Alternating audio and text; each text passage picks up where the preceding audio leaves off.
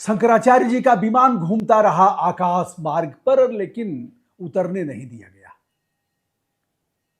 उस सरकार ने कहा, खबरदार, यदि विमान हमारे एयरपोर्ट पर उतरा तो खैरियत नहीं है। हम गाय खाते थे, खाते हैं और आगे भी खाते रहेंगे। शंकराचार्य कौन होते हैं रोकने वाले? दोस्तों, शंकराचार्य स्वामी अभिमुक्तेश्वरानंद जी गाय को राष्ट्र माता घोषित करने के लिए लगातार संकल्पबद्ध हैं और इस प्रकार की वो यात्रा भी गौ प्रतिष्ठा ध्वज यात्रा को लेकर के चल रहे हैं। 22 सितंबर से यात्रा शुरू हुई है और अक्टूबर तक चलेगी।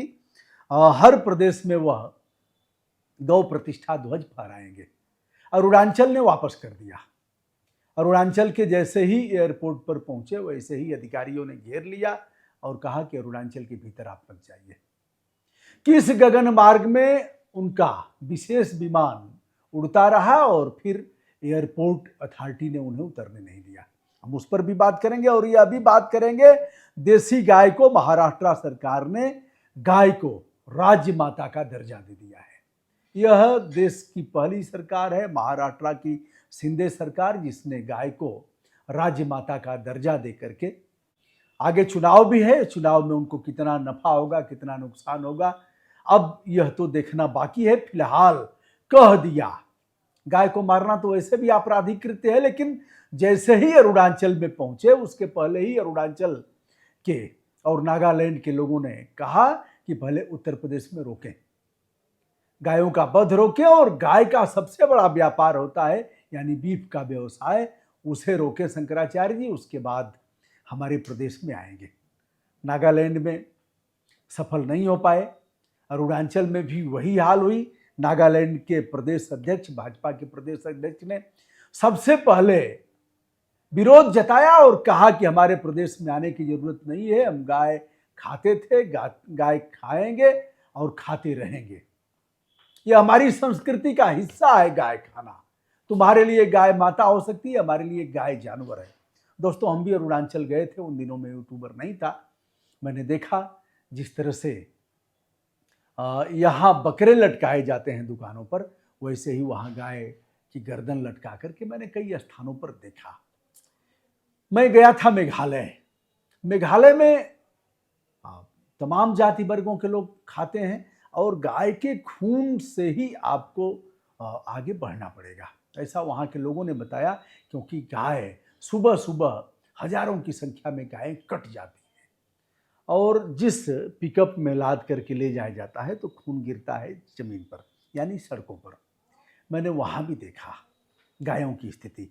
अब स्वामी अभिमुक्तेश्वरानंद जी इस पर अभियान चलाए हैं। योगी सरकार पर भी हमलावर हुए, लखनऊ में जाकर के उन्होंने खरी खोटी सुनाया और यह कहा कि किस प्रकार के आप गोरक्ष पीठाधीश्वर हो कि आपके मुख्यमंत्री रहते हुए गायें कट रही हैं और गायों का कोई सम्मान नहीं है। चलिए, अब वह जब अगरतला से विमान से, अगरतला एयरपोर्ट से जब विमान द्वारा मेघालय के शिलांग में जाते हैं, तैयारी करते हैं, तो शिलांग एयरपोर्ट अथॉरिटी के डायरेक्टर ने कहा, खबरदार, हमारी गवर्नमेंट इन्हें उतरने नहीं देगी। और त्रिपुरा के डायरेक्टर से कहा कि रोको वहीं, अगर आए तो खैर नहीं। अब विमान उड़ता रहा। उड़ने के बाद देखिए शंकराचार्य जी क्या कह रहे हैं। मेघालय के नभोमंडल के ऊपर से गुजर रहे हैं, मेघों के बीच से। ये मेघों को दिखा दीजिए, ये देखिए, जूम करके दिखाइए, ये मेघों का मंडल है। इसी मेघ मंडल के मध्य से इस समय हम लोग गुजर रहे हैं और मेघालय के आकाश में, मेघालय के मेघों के बीच में ये गौ प्रतिष्ठा ध्वज लहरा रहे हैं। ये मौका आज हमको कैसे मिला? हम लोग सोचते भी नहीं थे कि ये मौका मेघालय के मेघ हमको देंगे।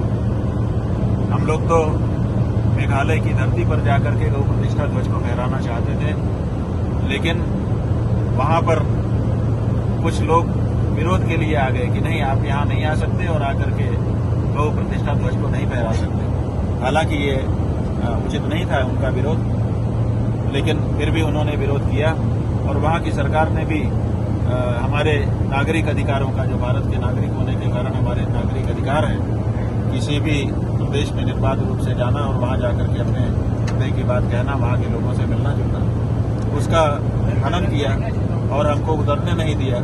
ऐसी परिस्थिति में भी ये प्रभु की कृपा है, ये गौ माता का चमत्कार है कि मेघालय के मेघों के बीच धरती से 21,000 फुट लगभग की ऊंचाई पर आज हमको गौ प्रतिष्ठा ध्वज को फहराने का अवसर मिल रहा है। ये धन्यवाद करना चाहेंगे हम मेघालय की सरकार का, धन्यवाद करना चाहेंगे हम मेघालय के उन लोगों का जिन्होंने धरती पर इस ध्वजा को न फहराने देकर इतनी ऊंचाई पर इस ध्वजा को फहराने का हमको मेघों के बीच में मौका दिया, क्योंकि हम कितना लंबा वहाँ पर ध्वज स्तंभ बनाते हैं, ज़्यादा से ज़्यादा 10 मीटर, इससे बड़ा तो नहीं कर सकते। 21,000 मीटर की ऊंचाई पर मेघों के बीच में ये गौ प्रतिष्ठा ध्वज मेघालय में फहराया जा रहा है, तो इसका सारा श्रेय वहाँ के जो हमारे इस ध्वज के विरोधी लोग थे और वहाँ की जो सरकार थी उनको जाता है।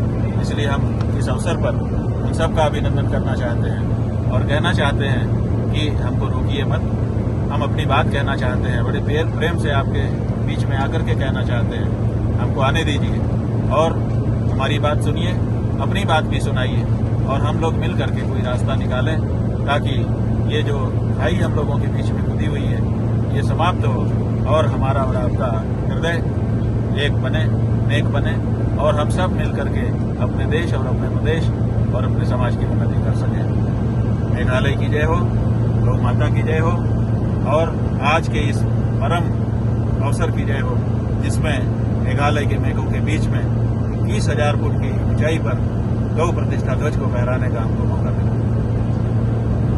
जय गौ माता। और विमान में ही जो विशेष विमान है उसमें किस प्रकार ध्वज फहरा रहे हैं गायों को बचाने के लिए। और उनका यह कहना है रामा गाय, उन्होंने गाय में क्राइटेरिया तय किया है कि जो विदेशी नस्ल की गायें हैं, जो जर्सी हैं, जो फ्रीजियन हैं, इस तरह के हैं जिनका यह नहीं है पीठ पर जो वो होता है डिल कहते हैं हमारे तरफ, वह जिसमें है वही देसी प्रजाति की गायें हैं, यानी गंगातीरी गाय है और थारपारकर है, गीर गाय है, साहिवाल है, तमाम प्रकार की देसी गायें हैं, बद्री गाय है। बद्री गाय का गोमूत्र तो मैं भी पान करता हूँ, कहने में कोई गुरेज थोड़े ही है, हम भी लेते हैं। तो दोस्तों यह रहा, आप देखिए शंकराचार्य जी क्या कह रहे हैं।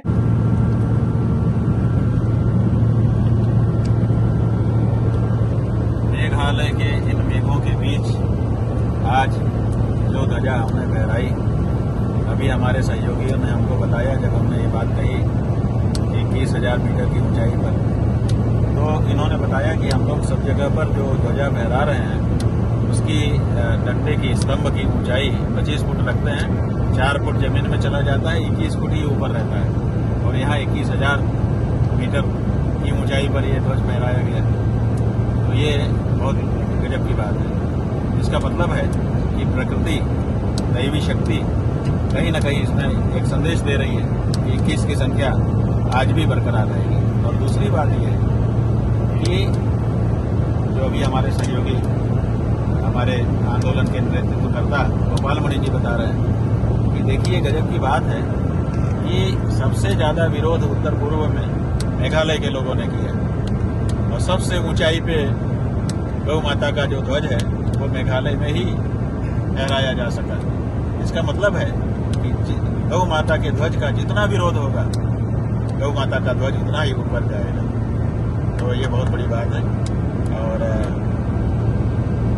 संकेत है, दैवी संकेत ऐसे ही होते हैं। सबका कल्याण।